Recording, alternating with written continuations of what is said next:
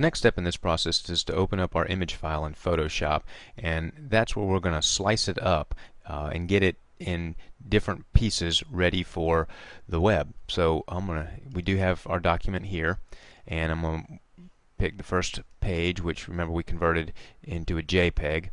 Now, in an ideal world, we would actually create this document for HTML marketing, but in the real world, a lot of times you're having to work with a document that's already created, but that you want to convert into HTML. So that's what we're going to do, and we're going to use this slice tool over here on your toolbar, and there's a couple of different things to use here. You're probably already familiar with the crop tool, but this slice tool is what actually will segment out the document into various slices, and then we can use this slice select tool to choose those documents and make changes. So the first thing we're going to do is we're actually going to start slicing the document up. And the way that this works is you slice the document up and then export it for web. In the export function, you actually save HTML code and a series of image files that will then be uploaded to the web. And when you send out an HTML-based email, you're not attaching any documents. You're simply sending out HTML code that when the recipient gets it in their email, all the graphics are pulled from the web, and it appears as though you have a marketing flyer in your email. Now I've made my canvas big so I can see what I've got going on, and when I look at this flyer, it naturally seems to be in several sections. We've got this top part right here that has a title on it, and then we have these graphics here that are really kind of in two sections. We've got this section of pictures and then this little bottom graphic, and then a large section of text, which is now an image on the right hand side, and then we got a little bit of white space going all the way around because this was on a document. So I'm going to take my slice tool, and I'm going to first go ahead and try to get to the left of this shadow and create a slice of the title. Just pull that and get right to the right of any additional text. And now I've created my first slice, and you'll see that Photoshop has automatically created some other slices around the one that I have, so it's sectioned off the picture. Now this first slice right here is what's called a user slice, and all these other ones are automatic slices. You got a lot more flexibility with a user slice to shape it and resize it and then set specific options for the slice. So ultimately I want all my slices to be user slices. So now I'm going to create some more slices that section up the document the way that I want to. And let's see, we'll start here, and I'm going to come down and get to just about here. Okay, and then I am going to go ahead and get this bottom section. That's great. Now I want to get this bottom section right here.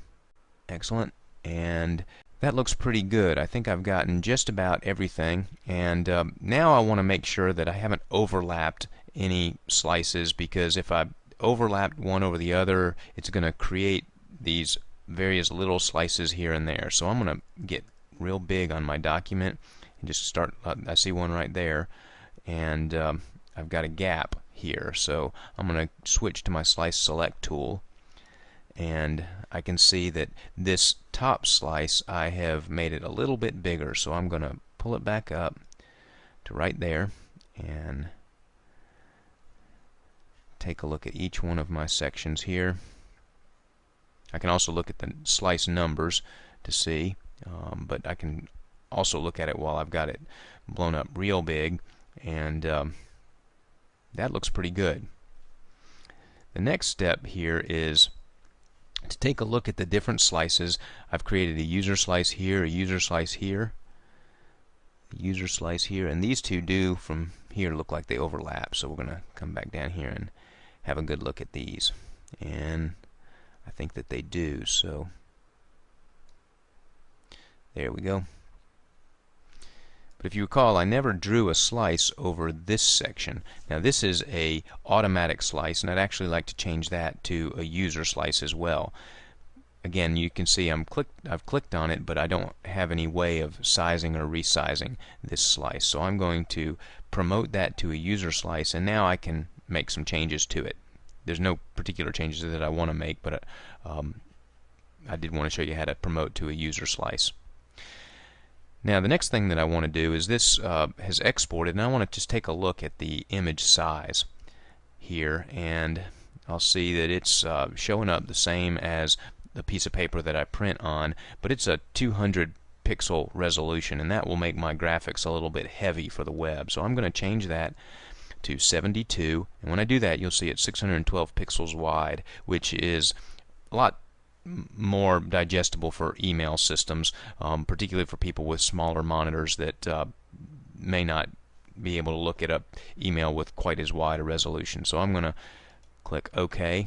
That shrinks that down to 72, and I'm going to view, do fit on screen view. Next step is going to be to use my export for web and devices function. So, before I do that, I do want to link this particular slice to the main website, and to do that I'm going to go into the Edit Slice options, and I can rename my slices, and I can also put in a URL. So we're going to do a couple of things with these slice options. First off, I'm going to put URL here. Okay, and I want it to open up in a new window, so I'm just going to use that blank right there. And I think I want to link that back to the resort, so I'm going to hit Edit Slice there, and I need to go find the URL for the resort. Let's see here. Here we go. Go grab that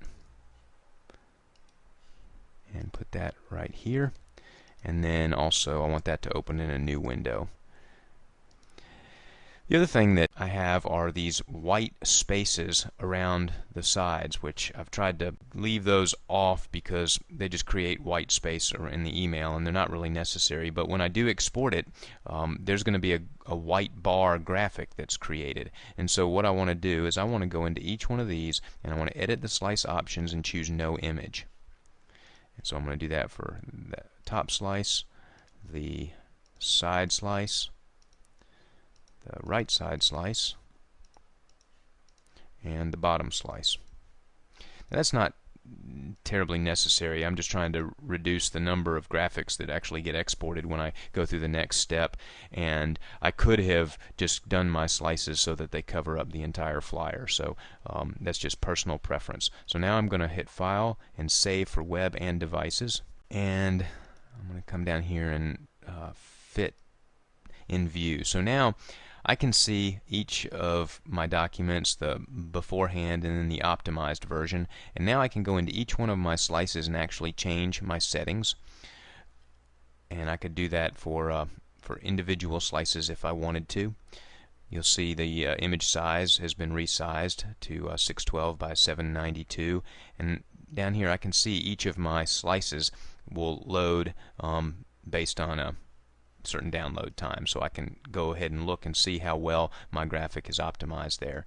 I also have a number of output settings here, so if I want to get in and tweak anything, I can do that. I can tweak how the HTML is exported, and I can tweak how the slices are generated, but I'm going to leave all that in as default settings right now. And so what's going to happen when I go through this process is Photoshop is going to export all of the individual graphics as defined by the slices, and then if I choose the option, it's going to generate HTML code for me. So I'll hit Save and have a look at that. So I want to put it right here where I've created, and I want to format my I want my format to be both HTML and images, not images only or not HTML only. I'm going to use the default settings, and then I want to do all of my slices, or I could just pick specific slices. So I'll hit Save, and all of the graphics are going to be dumped into an images folder.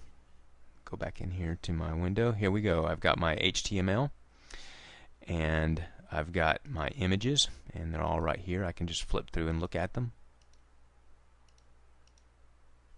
And if I open up my HTML code, and I can open that with just about anything. I have this little HTML text editor right here, and you can see this is the HTML code associated with that, and you can see my two links that I created in the slice options area.